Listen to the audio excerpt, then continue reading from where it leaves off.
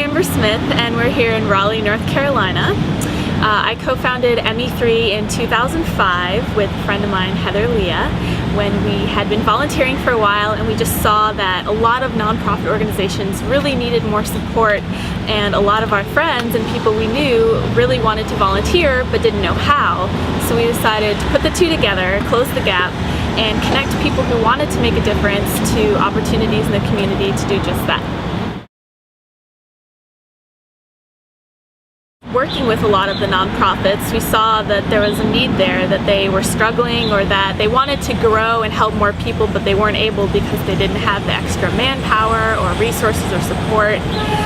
So that, and then also just talking to a lot of people, we really wanted to promote this sort of culture of caring, to have volunteers and be like a bigger part of everyday life here and everywhere. And we were wondering what the roadblocks were to people getting involved. So we started talking to them. We found that a lot of people actually did want to get involved, but they had no idea how to get started. So we thought, why don't we just tell them how to get started and help them, guide them through the process. In fall 2004, my friend and I decided we really wanted to get really in the action and try to see what other people were doing to make a difference in the country. So we kind of quit our jobs and decided to take off, and we went around to about 20 to 25 different states, interviewing different nonprofit leaders, volunteering, doing random acts of kindness. And the goal of that was really to figure out for ourselves what we had in us, what kind of strength we could have and offer to a project like ME3 that we would come back and start after the trip. We were on the road for about 2.5 months, from September to mid-November in 2004. When we came back, we obviously had those diverse perspectives to offer, a little bit of insight into nonprofit management, and definitely the sense that we were right on. People definitely wanted to make a difference and help, but they weren't sure quite how to get started. So we kind of confirmed our theory about that, and it kind of strengthened our resolve to go ahead and start ME3 when we got back. ME3 stands for Motivate, Educate, Empower, and Engage. We are mostly a volunteer organization. Some of the hurdles getting started, I would say youth. People saw that we were young and maybe were unsure about our ability to succeed and take this kind of big project on, but we were very determined. So with the help of some lawyer friends and other friends, we got the paperwork together. We started a 501c3, made it official. One thing about our particular cause is that if you're not already familiar with philanthropy and volunteerism, it's a little bit of a difficult cause to grasp. When you say volunteer or volunteerism, most people think of things like soup kitchens or stuffing envelopes or that kind of thing. But to explain that we are in the background helping other people volunteer is a little bit more of an abstract concept. So that's one of our other roadblocks that we continuously face, but I think people are starting to catch on. One of the big things we started a year and a half ago is our Communities in Action program. And it's a volunteer matching program where we'll kind of guide a person through the entire process from start to finish to volunteer. They'll come in, they'll tell us their skills, schedules, interests, anything else that might be pertinent to finding them the volunteer opportunity that they can feel the most passionate about and be the most fulfilled by. We'll find opportunities with one of our 60 nonprofit partners in Wake County. We'll connect them, we'll get them right in the door, whether it be to an orientation to get started or to their very first volunteer shift. And then afterwards we'll talk to them and ask them how they liked it, help them evaluate their experience and reflect on it. And if they didn't have such a good time, we'll connect them to something else. Because we really want to stress that there's something out there for everyone to do, and it just takes finding it. Everyone has their niche. So that's one of the big things. We've recruited 300 volunteers so far in Wake County. We're working to match them right now to our nonprofit partners.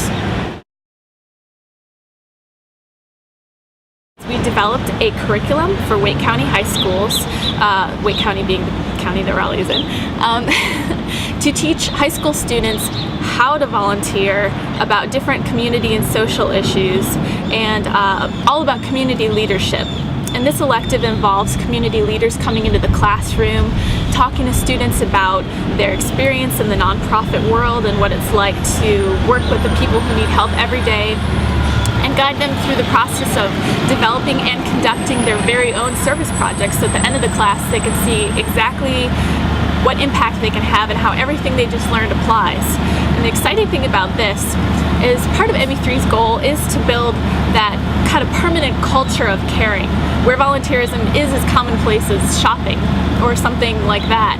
And having a curriculum like this and being able to integrate it directly into public schools where it's accessible to any student is a big deal with great potential for impact. And we're actually very close right now to Broughton High School, which is the first high school to agree to take on our curriculum. If you can imagine, there's about 20 high schools in Wake County. If every high school had this elective offered just once, twice a year, that'd be over 1,000 students every single year graduating with like extensive in-depth knowledge of how to make a difference. And we just think that could be tremendously impactful. If I could do anything in the world, it would be work on ME3 full-time. I hope to be able to grow ME3 fast enough and large enough to be able to make this my full-time career. I'd really love to go around and proliferate the curriculum that I was talking about. That would be my dream job, is to just go and get other schools to take it on all the time. We're actually doing a major fundraising event this October, so I guess we'll find out. It's going to be a fashion show, of all things. We're calling it Couture for a Cause. It's loosely based on the TV show Project Runway, where we recruited local designers and we've paired them with about 20 of our nonprofit partners. They're going to create an outfit based on the nonprofit's brand, mission, themes, and then we'll have this big show on October 23rd where we show off all the outfits. And we thought that would be a really interesting way to highlight our nonprofit partners, raise awareness and funds for our future endeavors, and it was just kind of a fun idea. So I actually consider myself kind of a late bloomer in terms of volunteerism, which is odd and ironic considering this, but that was actually one of the driving factors. You say you got involved when you were 14, but it wasn't until I was about 17, 18 that I really picked up on it. And what's interesting is when I was in high school, I really, really wanted to get involved, make a difference, do something. But like all these other people, I had no clue how to get started and no one to come and tell me what to do. So in a way that was almost kind of a driving factor. I realized there are probably a lot of little me's in high school and other places, so maybe other people who were in the same position I was in could use the guidance I could have used. There's definitely an element of what I call volunteer fear. A lot of people, I would say, are in that position. They do want to get involved, but they are a little intimidated. It's a new experience. They're not sure what's expected of them. I would say seek out someone who can guide you through the process, kind of like what ME3 does, and make sure that they are clear with you about all the expectations so that you're really comfortable, and also don't give up on finding something that you can truly be passionate about. If you have a volunteer experience that just isn't the best thing, or it wasn't really clicking with you in terms of a cause that you liked, don't give up. Keep trying. You will find something that you can really feel fulfilled by. So persistence is really key. I hope that if you are thinking about volunteering, that you just take some time to really think about what clicks with you. Do you like working with people? Do you like working with animals? Do you find yourself to be more of a background or administrative person, or do you like to be right up there in the front? Really consider your goals, what you want to get out of volunteerism, and do not give up in finding the opportunity that's best for you, because you will find it.